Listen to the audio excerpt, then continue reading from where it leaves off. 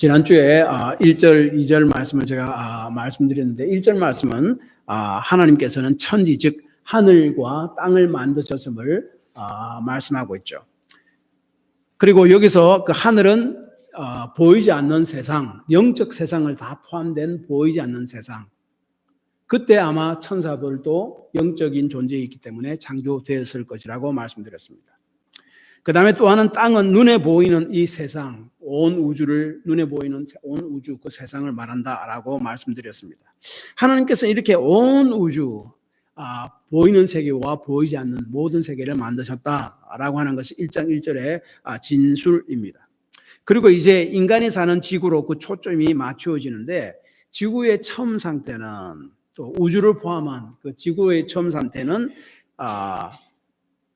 형태는 갖추어졌으나 아직 사람이 살만한 곳은 못 되었다라고 2절에 말씀한다고 제가 말씀드렸습니다. 그래서 이제 하나님께서는 3절부터 사람이 살 수 있는 곳으로 만드시는데, 그것이 바로 오늘 본문 말씀입니다. 특별히 인간이 살아야 하는 그 지구에 초점을 맞추어서 인간이 살 수 없는 원시 상태의 지구를 어떻게 하나님께서 인간과 모든 동물과 식물들이 살 수 있는 그런 환경으로 만드시는가에 초점을 맞춰서 하는 말씀이 바로 3절부터 31절까지 말씀입니다.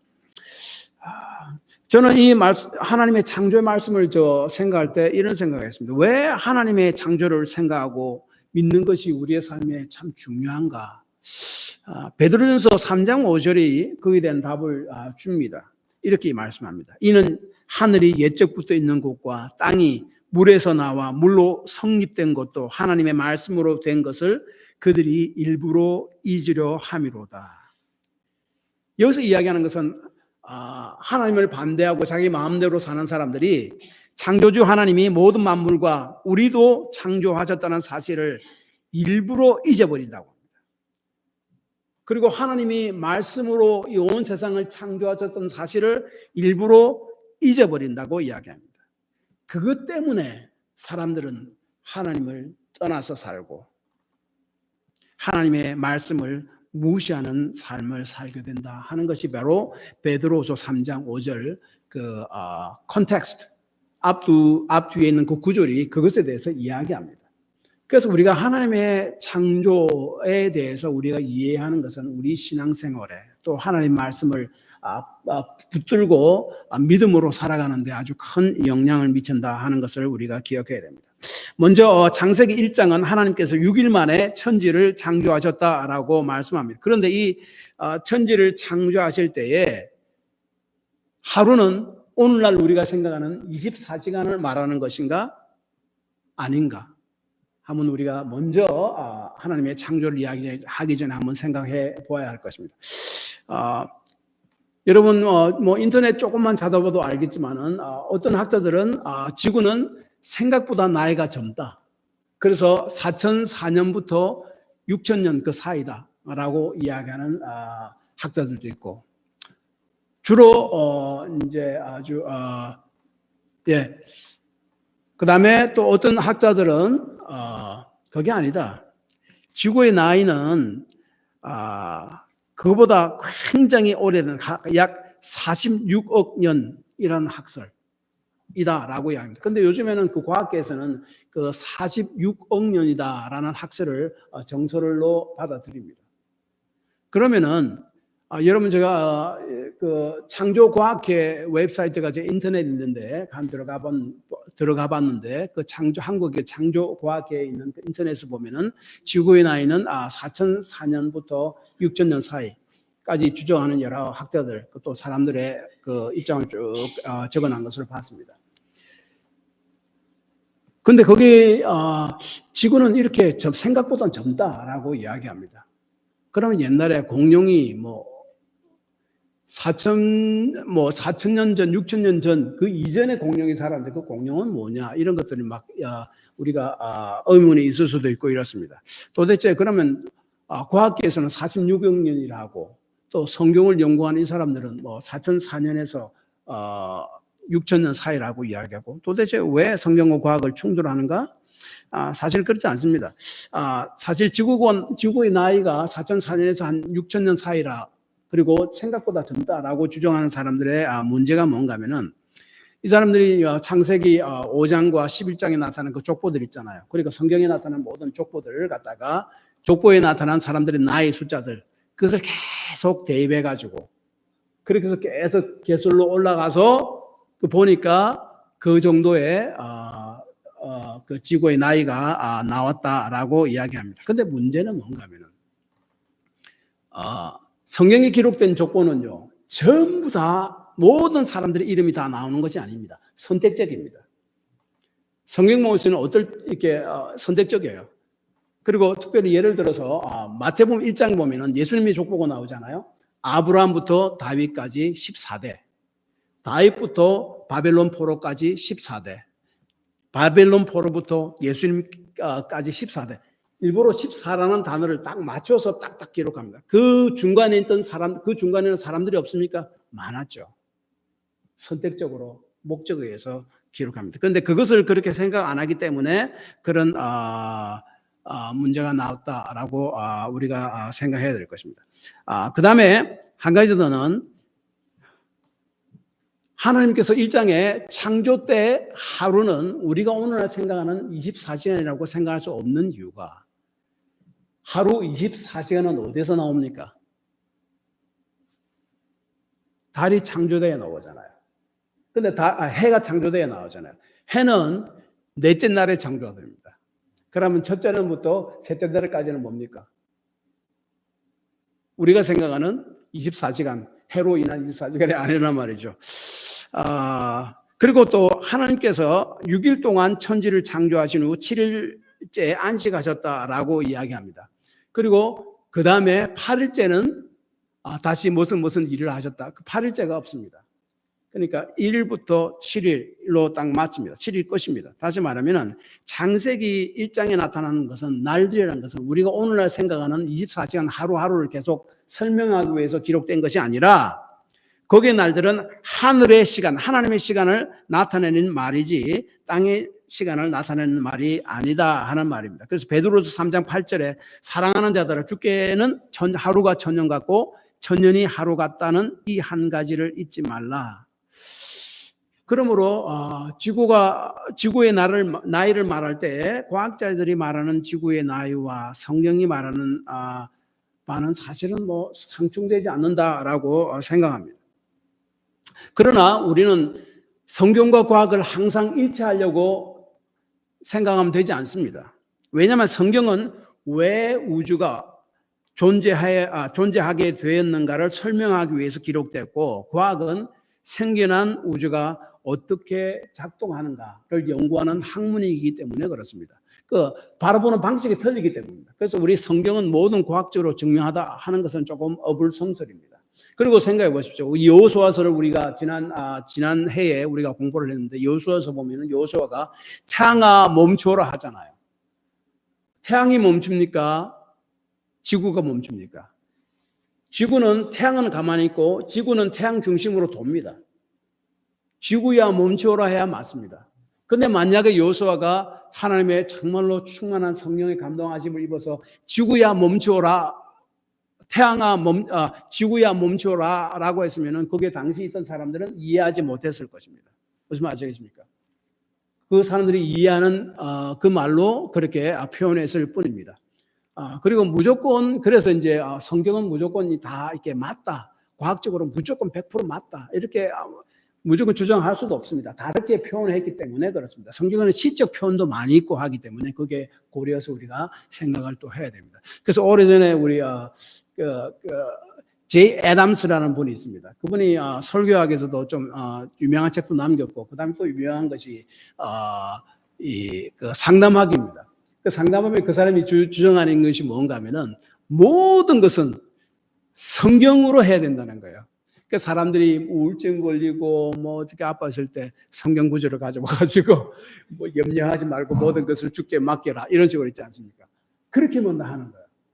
그래서 처음에는 성경적이고 신실한 그런 신앙적 접근이네 하다가 나중에 이것은 아니다. 성경은 그 상담의 책이 아니잖아요. 그렇잖아요. 하나님에 대한 어떻게 하나님을 섬길 것이고 우리가 삶의 원리를 주지만은 구체적인 상담 기법까지 우리에게 가르쳐 주는 책은 아닙니다. 그래서 이제 그것이 요즘에는 다 그냥 거의 폐기 되다시피 했고, 그 대신 이제 이렇게 신학교육 이런 데 상담에서 가르치는 것은 성경에 대한 전체 원리들을 우리가 좀 공부하고 거기에 상담의 기법을 가져와서 어떻게 적용시킬 것인가, 그것을 이야기하고 있죠.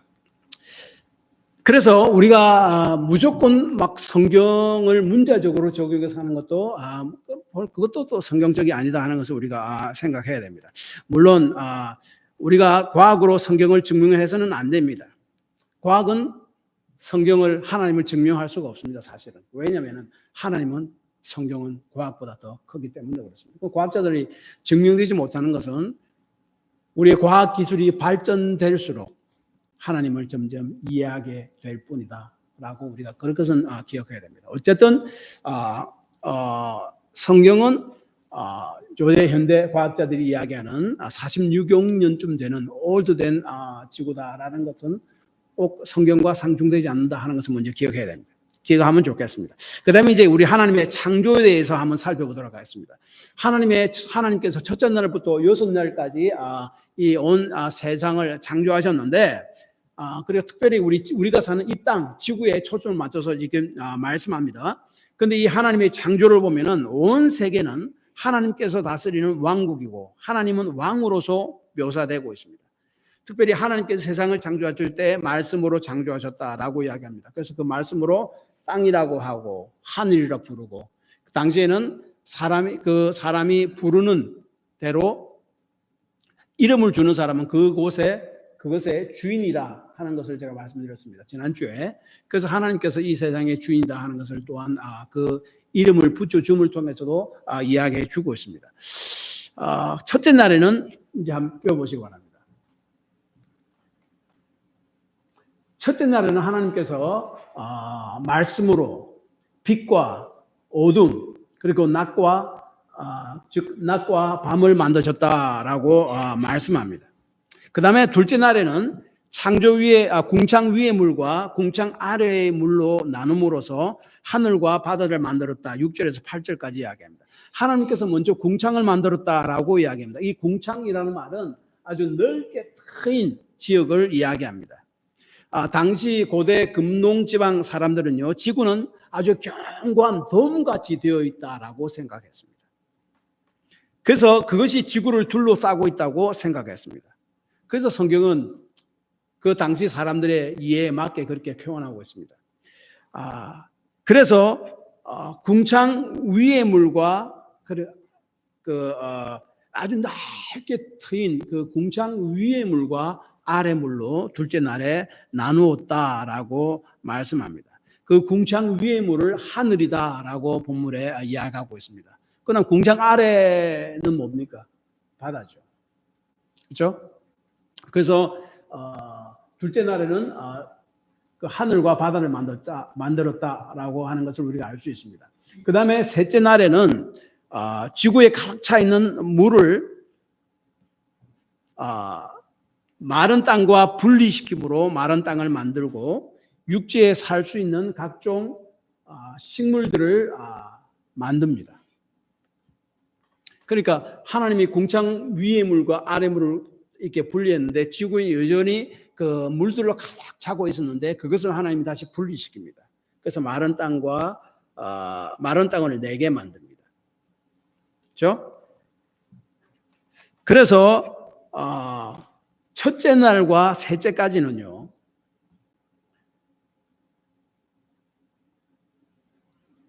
영역을 만듭니다. 도메인 혹은 그 왕국, 킹덤을 만듭니다. 그 만든 것은 움직이지 않는 것이에요. 그 다음에 넷째 날부터 여섯째 날에는 이미 창조된 그 왕국 속에, 그 영역 속에 살 수 있는 것들을 만들어줍니다. 그래서 이 첫째 날부터 셋째 날까지는 왕국을 이야기하고, 넷째 날부터 여섯 날째까지 만든 하나님이 창조하신 것들은 이미 만드신 왕국을 다스리고 지배하는 왕들, 표현이 됩니다. 그래서 넷째 날에는 해와 달, 별들을 만들어서 계절과 날과 년, 해를 구별하는 징조, 즉 사인으로 삼았다라고 말씀하는 것이 바로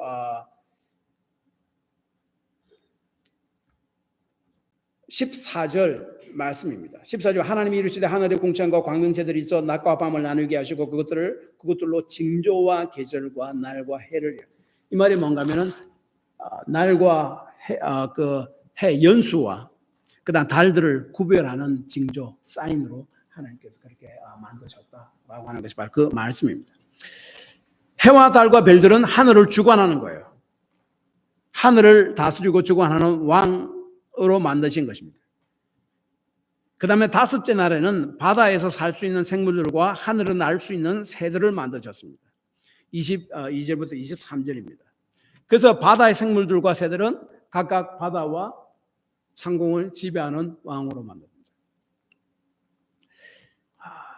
그래서 이 여섯째 날에는 땅의 동물들과 인간을 만드심으로 또한 그 땅들을 지배하는 그런 자들로 만듭니다. 그리고 특별히 인간은 그 모든 창조한 세계를 다 다스리라라고 주님께서 말씀하시므로 인간은 그 모든 것을 다 다스리고 주관하는 왕으로 묘사가 됩니다. 그리고 하나님은 그 전체를 다 만들고 나서 안식하심으로 그 창조하신 모든 세계를, 온 우주를 다스리는 왕이고, 인간은 그중 한 지구의 한 땅을 하나님을 대신해서 다스리는 작은 왕으로서 창조하셨다라고 하는 것을 우리가 알 수 있습니다. 그래서 이 하나님의 창조의 날들을 쭉 보면은 하나님의 왕국으로 우리가 이해할 수 있습니다. 하나님의 나라, 하나님의 다스림이 있는 곳, 하나님께서 만드셨기 때문에. 그리고 또한 이 창조의 날들에 대한 도표를 쭉 보면 알 수 있듯이 하나님은 맨 나중에 누굴 만듭니까? 인간을 만들잖아요. 그래서 그 창조의 그 목적이 사실 인간이에요. 그리고 하나님은 그 인간을 주무국구식으로 만든 것이 아닙니다. 창조도 그냥 그냥 대강 이렇게 만드는 것이 아닙니다.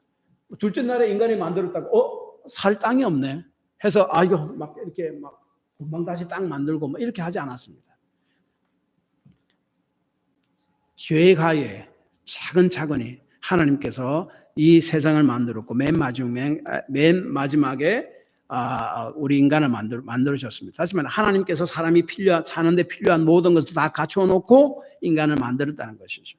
새들이 둥지를 틀 수 있도록 미리 둥지를 만들었다 하는 것을 지금 이야기하고 있습니다. 다시 말해 하나님의 왕국은 왕이 살 수 있게끔 맞춰 만들었다라고 하는 것이 성경의 진술입니다. 근데 그 진화론은 어떻게 이야기합니까?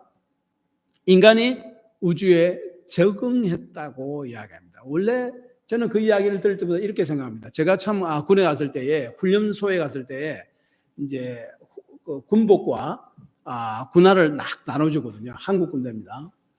나눠주는데 딱 사이즈에 맞게 안 줘요. 사이즈가 조금 틀려요. 근데 그 처음 온 신병들은 자기가 집에서 하던 식으로 옷에 딱 안 맞고 발에 딱 안 맞으면 안 맞습니다. 다른 거 바꿔주십시오 하는데 그 교관이 화를 내면서 하는 말에 녀석들아 안 맞으면 네 발을 신발에 맞추고 몸을 네 옷에 맞춰 그렇게 이야기합니다. 그래서 제가 진화를 이렇게 생각하면 저는 또 하나님이 그렇게 만드셨다 하고 말하는 것으로 꼭 그렇게 들립니다. 하나님은 그렇게 만들지 않았습니다. 우리가 살 수 있는 환경을 미리 조성하시고 맞게 우리를 만드셨습니다. 근데 물론 우리가 사는 동안 그 환경에 우리가 맞게 조금씩 변해가는 그것을 부정하는 것은 아닙니다. 그건 맞습니다. 그런데 원래 또 하나님께서 말씀하시는 것은 새들도 식물들도 그 종류대로 만들었다라고 성경은 이야기하고 있죠. 그래서 이 진화론은 조금 이게 맞지 않는다 하는 것을 우리가 생각해야 됩니다.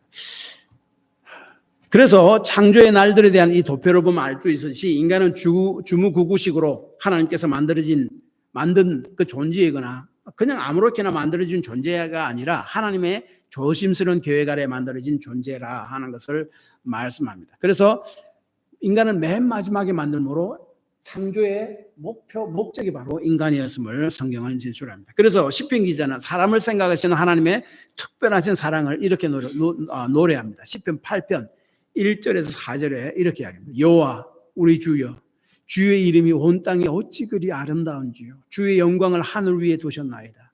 주의 대적을 예하여 어린아이와 젖먹이의 입으로 말미암아 권능을 세우시며 이는 원수와 보수자들로 잠잠케 하려 하심이나이다. 주의 손가락으로 만드신 주의 하늘과 주의 베풀어 주신 달과 별들을 내가 보오니 사람이 무엇이건대 주께서 저를 생각하시며 인자가 무엇이건대 주께서 저를 권고하시나이까. 가만히 하나님의 창조를 생각할 때 이 시편 기자는 나는 그냥 이렇게 생겨난 것이 아니구나. 하나님의 목적하에서 내가 이 땅에 태어나게 하신 거구나 하는 것을 깨달습니다. 그것에 대한 찬양입니다. 그리고 하나님께서 그 만드신 모든 것을 인간에게 주시면서 다스리라라고 26절 하반절에 말씀합니다. 그리고 주관한다 하는 말입니다. 이 단어는 하늘의 해, 달, 별들을 만들고 하늘을 주관하게 하시고 하는 18절 주관하다는 말과 같은 말이에요. 히브리어 단어는 같은 단어입니다. 이 주관한다, 다스리다 하는 말은 물론 다스리다 그리고 또 통치하다라는 뜻을 가진 단어입니다. 그것은 그 왕의 그 주신 자기의 영역, 자기의 땅을 통치하고 다스리는 그것을 의미합니다. 그래서 하나님은 온 세상을 만드신 세상을 다스리시고 통치하시고 그다음에 그 안에 지구라는 곳을 만들어서 인간을 만들어 거기 두시고 하나님의 작은 왕으로서 그 지구를 다스리도록 주께서 그렇게 만들어졌습니다. 그래서 인간은 이 땅에 하나님이 임명하신 왕으로서의 삶을 살아가야 합니다. 그런데 우상에게 절하고 미신에 빠지고 주술에 빠지는 그 사람들은 뭡니까? 피조물에게 도로 절하는 삶이에요.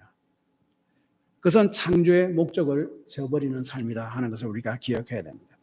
특별히 하나님께서 천지를 창조하시고 마지막으로 사람을 만드시고 난 후에 하신 말씀이 31절에 보시기에 심히 좋았더라라고 말씀합니다. 지금까지 만물을 만드시고 난 후에 하나님께서는 보시기에 좋았더라라는 말만 하셨습니다. 그런데 모든 만물을 다 만들고 인간까지 다 만들고 난 이후에 하나님께서 하신 말씀이 보시기에 심히 좋았더라라고 이야기합니다. 사람을 마지막으로 만들고 난 이후 하나님께서 비로소 매우 만족하셨다 하는 것을 본문은 이야기하고 있습니다. 그러므로 사람은 다른 피조물인 동식물과 구분되는 존귀한 존재이다 하는 것을 이야기합니다. 그런데 특별히 26절, 27절에 보면 하나님은 인간을 하나님의 형상대로 만드심으로 다른 피조물과 구분하셨다라고 이야기합니다. 26절에 하나님이 이르시되 우리의 형상을 따라 우리의 모양대로 사람을 만들고 라고 이야기합니다. 이 형상이라는 단어의 뜻은 복제, duplicate, 복제라는 뜻이 있고 그 모양이라는 말은 reproduction, 똑같이 다시 만드는 거 있잖아요. 그것을 뜻합니다. 즉 형상이나 모양이라는 말은 눈에 보이는 어떤 형태, 그것을 이야기합니다. 근데 우리 사람을 하나님의 형상으로 만들었다고 하는데 하나님이 눈에 보이는 육체를 가지고 있습니까? 없습니다. 그래서 우리가 하나님의 형상이라는 말을 문자적 의미로만 해석해서 하나님도 우리의 인간과 같은 육신의 모습을 하고 있다라고 생각하면요, 큰 잘못입니다. 성경이 그렇게 이야기하고 있지 않습니다. 왜냐하면 하나님은 눈에 보이지 않는 영적인 분임을 이야기하고 있고 그래서 일부러 눈에 보이게 하기 위해서 우상을 새겨 만들지 말라라고 십계명을 통해서 특별히 지시하고 있습니다. 그 신명기 4장에 나타난 말입니다. 그렇다면 창세기 기록했던 당시 형상이란 단어를 어떻게 사용했는가? 그 창세기가 기록된 그 당시 그 고대 근동지방 그 시대 때는 그 형상이라는 단어를 어떤 의미로 사람들이 받아들이는가? 그것을 이제 학자들이 연구를 했습니다. 고대 근동지방에서는 당시 그 신의 동상을 만들잖아요. 그 형상입니다. 에는 신의 영이 살고 있었다라고 믿었습니다. 그러므로 이 동상, 그 형상은 보이지 아니하는 신을 대표하고 대신한다라고 생각했습니다. 오늘날도 우리 북한에 가면 김일성, 김정일 동상이 있잖아요. 그 앞에 가면 어떻게 합니까? 절해야 됩니다. 함부로 만지거나 훼손하면 큰일 납니다. 왜? 김정일이나 김일성의 영이 그 속에 있다라고 사실은 우리가 생각하잖아요. 우상을 만들어 놓고 절을 왜 합니까? 돌로 우상을 만드는데 그 배 위에 그 우상의 영이 존재한다고 믿기 때문에 그 사람들이 그렇게 이야기합니다.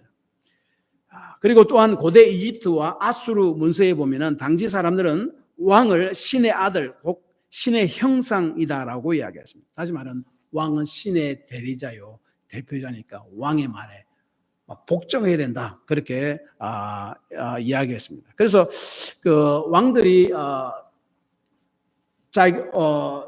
미치지 않는 그런 다른 지방에도 왕의 그 형상을, 이미지를 세워놓습니다. 무슨 의미인가 하면은 그것이 그 형상 배후에 왕이 함께하고 왕이 너희들을 다스리겠다 하는 것을 그런 메시지를 주는 겁니다. 그래서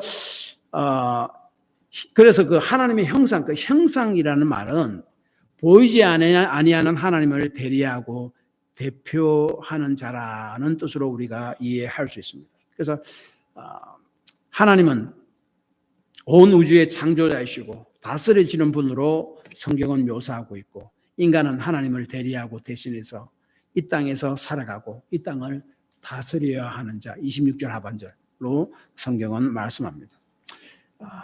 그런데 그래서 이제 하나님은 온 세상을 창조하신 왕으로 이 창조는 말씀하고 있고, 그 인간은 그 하나님을 대신하고 반영하는, 대리하는 그 작은 왕으로서 묘사하고 있습니다. 그런데 인간이 죄로 인해서 이제 좀 다음번에 살펴보겠지만 타락하잖아요. 타락으로 인해서 하나님이 인간에게 주신 그 하나님의 형상으로서의 기능은 망가지고 말았습니다. 그래서 하나님을 대리하는 자로서 하나님의 왕국의 모든 것을 책임지려고 다스리는 그런 작은 왕이 되어 그 사람이 오히려 하나님의 그 피조물을 다스려야 하는 그 사람이 오히려 그 피조물을 통해 우상을 만들어 놓고, 돌로 우상을 만들고 나무로 우상을 만들고 거기서 그를 섬기고 경배하는 일이 일어났다. 그것이 바로 인간의 타락이고 그 인간의 형상이 훼손되었기 때문에 그렇게 됨을 로마서 1장 23절에서 이야기합니다. 썩어지지 아니하는 하나님의 영광을 썩어질 사람의 새와 짐승과 기어다니는 동물 모양의 우상으로 바꾸었느니라. 이렇게 고귀한 사람이 피조물을 신으로 삼아 경배하는 것은 인간으로서의 퇴보요, 또한 타락의 결과다라고 성경은 이야기합니다. 그런데 또한 성경에 보면은 인간의 이러한 타락에도 불구하고 하나님의 형상은 완전히 없어진 것이 아님을 또 증거하고 있어요. 예를 들어서 창세기 6장 9절에 보면은 6장에 보면 이미 인간이 타락했잖아요. 하나님 형상이 막 일그러졌습니다. 근데 그 창세기 6장 9절에서 하나님은 뭐라고 말씀하는가 하면은 다른 사람의 피를 흘리면 그 사람의 피도 흘릴 것이니 이는 하나님이 자기 형상대로 사람을 지으셨음이니라. 죄를 지은 인간에도 아직까지 하나님의 형상이 남아 있습니다. 근데 그것이 심하게 일그러져서 하나님을 멀리하고 우상을 섬기고 그런 삶들을 살아갈 수밖에 없는 존재가 되었다라고 이야기합니다. 그 야고보서 3장 7절에서 9절까지도 마찬가지입니다. 하나님의 인간은, 죄지은 인간도 결국 하나님의 형상에 있음을 그렇게 이야기하고 있습니다. 이렇게 죄로 일그러진 왕의 형상, 하나님의 형상을 다시 제 기능을 발휘하도록 회복한 사건이 예수 그리스도의 사건입니다. 고린도서 5장 17절. 그런즉 누구든지 그리스도 안에 있으면 새로운 피조물이라. 이전 것은 지나갔으니 보라 새 것이 되었도다. 그럼 예수님을 인해서 예수 그리스도 안에서 우리들은 하나님을 대리하는 형상으로 그 신분이 다시 회복되었음을 강하게 이야기하는데 그 대표적으로 강조하는 것이 바로 새로운 피조물입니다. 창세기 1장에서는 하나님의 처음 피조물로서 인간이 창조됩니다. 하나님 형상이 일그러졌고 완전히 망가졌습니다. 예수 그리스도로 말미암아 그 형상을 다시 회복시켜 줍니다. 그래서 새로운 피조물, 재창조가 되었다. 예수 그리스도 안에서. 그것을 이야기합니다. 그래서 사람은 이렇게 고귀한 존재입니다. 그러므로 사람을 전도해서 예수를 믿게 하는 것은요, 사람의 원래의 하나님의 형상을 회복시켜 주는 거예요. 원래 하나님이 창조하신 그 인간됨을 회복시켜 주는 것이 됩니다. 그리고 또한 하나님 앞에서 내가 이렇게 고귀한 존재로 지음받았다는 사실을 분명히 깨닫고 이 세상을 따르는 삶이 아니라 하나님의 말씀으로 성령이 도우심으로 오히려 이 세상을 지배하고 다스리는 삶을 살아가야 함을 이 창조의 말씀은 우리들에게 말씀합니다. 결론적으로 이것입니다. 창조의 말씀은 하나님은 왕으로서 온 세상을 지으시고 그러므로 왕으로서 온 세상을 보존하고 다스려 가십니다. 즉 온 세계는 하나님이 다스리는 왕국이고 하나님은 그 왕으로 묘사됩니다. 그래서 그 예수 그리스도를 위해서 완전히 그 왕국이 다시 회복이 언제 됩니까? 예수님이 재림하시는 날. 하나님 나라가 하나님의 왕국, 하나님의 완전한 다스림이 있는 그곳 회복이 됩니다. 동시에 우리 인간은 우연히 이 땅에 태어난 존재가 아니라 하나님의 세밀하신 계획 아래 태어난 존재이고 하나님을 이 땅에서 대리하고 대신하는 하나님의 형상으로서의 왕의 지위를 가지고 태어났다는 사실을 기억함으로써 우리의 삶을 살아가야 합니다. 내가 이 땅에서 얼마나 잘난 존재이든 잘나지 못한 존재이든 상관없습니다. 인간은 자체가 하나님의 형상을 따라 지음받은 고귀한 존재임을 우리가 꼭 기억해야 됩니다. 제가 한국에 있을 때 군대에 갔는데 저희 중대에는 딱 예수 믿는 사람이 저 말고 딱 2명밖에 없습니다. 다 왕고참이에요. 얼마 있으면 다 제대할 사람들이에요. 저 혼자 이제 완전 이등병으로 갔는데 예수 믿는 사람 한 명도 없어요. 2명 빼놓고. 그러니까 제가 그때 생활하기가 조금 힘들고 또 주일마다 교회 가는 것도 그때 수요예배 됐었는데 가는 것도 좀 힘들고 그렇게 했었습니다. 그때 제가 생각하는 것이 그 아브라함이었습니다. 하나님께서 아브라함을 택해서 그에게 복 주시고 복을 세상에 나눠주는 자로 하나님 부르셨지 않습니까? 그래서 하나님이 아브라함에게 너는 복의 근원이 될지라 택하심으로. 그래서 저는 그 말씀을 마음에 품고 그 군대 생활을 했습니다. 나로 인해서 우리 중대가 복을 받는다. 솔직히 제가 그렇게 생각하고 제가 군대 생활을 했습니다. 그리고 이제 그 당시 제가 예수 믿는다는 것을 알고 저희 이제 취침 때에 그 고참들이 저보고 야, 너 예수쟁이 너 기도해봐. 자기들도 군대 생활을 하면서 좀 불안하잖아요. 그래서 이제 저도 기도해주고 한 그런 그 때가 있었습니다. 그래서 마찬가지로 우리가 하나님께서 지으신 이 땅에서 삶을 살아갈 때 하나님께서는 우리를 조심스러운 계획하에 만드셨고 온 우주의 왕 되신 하나님을 대리하고 대신하는 작은 왕으로서 이 땅에서 살도록 부름을 받고 그렇게 만들었다 하는 사실을 우리가 분명히 기억해야 됩니다. 하나님 앞에서 내가 이렇게 고귀한 존재로 지원받았다. 비록 그것이 망가졌지만 예수 그리스도로 인해서 다시 회복되었다는 사실을 기억하고 분명히 깨닫고 세상에 이끌려가는 삶이 아니라 하나님의 말씀으로 성령이 도우심으로 이 세상을 다스려 나가는 빛과 소금의 직분을 다하는 삶을 살아가야 함을 이 창조의 말씀이 우리에게 말씀합니다. 그래서 세상과 이 세상이 주는 즐거움을 따르려는 어리석음에서 벗어나서 이 세상에 하나님의 말씀을 전하고 내가 하나님의 말씀대로 삶을 살아감으로 하나님께서 나를 만드신 목적인 하나님의 이미지, 하나님의 형상, 작은 왕으로서의 사명을 감당하며 살아가야 할 것입니다. 이 한 해가 참 그런 사람들이 되기를 바랍니다. 기도합시다.